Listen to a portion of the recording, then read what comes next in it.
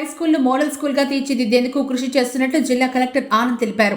మంగళవారం పొదలకూరు మండలం మామాదాపురం గ్రామంలో దొడ్ల శేషారెడ్డి ఆధ్వర్యంలో కార్పొరేట్ సామాజిక బాధ్యత సిఎస్ఆర్ లో భాగంగా నిర్మించిన దొడ్ల శంకరమ్మ హాస్టల్ బ్లాక్ ను కలెక్టర్ సమక్షంలో ప్రభుత్వానికి అప్పగించారు.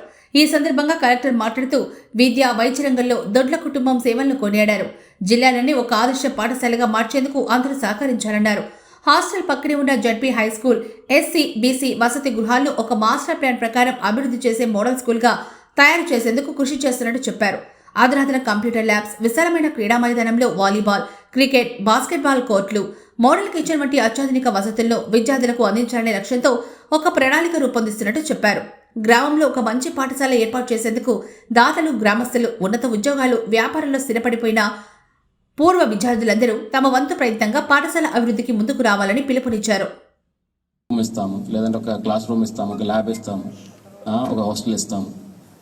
మనం ఆ విధంగా మాత్రం కాకుండా మనం ఒక స్కూల్ని ఏ విధంగా డెవలప్ చేసుకోవచ్చు, ఒక స్కూల్ని ఆ ఒక కమ్యూనిటీ ఇన్వాల్వ్మెంట్తో, అంటే శేషారెడ్డి గారు అనే ఆయన మంచిదనంతో ఆయన ముందుకు వచ్చారు. అదేవిధంగా నాకు తెలిసి ఈ ఊరిలో కూడా చాలామంది ఉన్నారు, మంచిగా కమ్యూనిటీ సపోర్ట్తో ఈ యొక్క స్కూల్ని డెవలప్ చేయడానికి అవకాశం ఉన్న చాలామంది ఉన్నారు అని ఆయన కూడా చెప్పడం జరిగింది.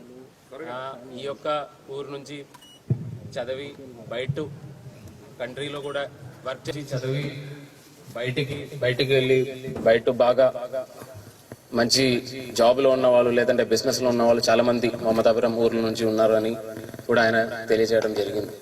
సో నా రిక్వెస్ట్ ఏంటంటే ఇక్కడ వచ్చిన గ్రామ సభ్యులందరికీ, అదేవిధంగా ఈ ఊరు నుంచి పుట్టి పెరిగి బయట రాజ్యంలో లేదంటే బయట ఎక్కడైనా బాగా జాబ్లో ఉన్న వాళ్ళు, అదేవిధంగా బిజినెస్లో ఉన్న వాళ్ళందరికీ కూడా నా రిక్వెస్ట్ ఏంటంటే ఈ యొక్క స్కూల్ మనకు చాలా మంచి అవకాశం ఉంది. ఎందుకంటే పక్కన జెడ్పీ స్కూల్ సుమారు ఒక 500 పిల్లలు చదువుతున్నారు.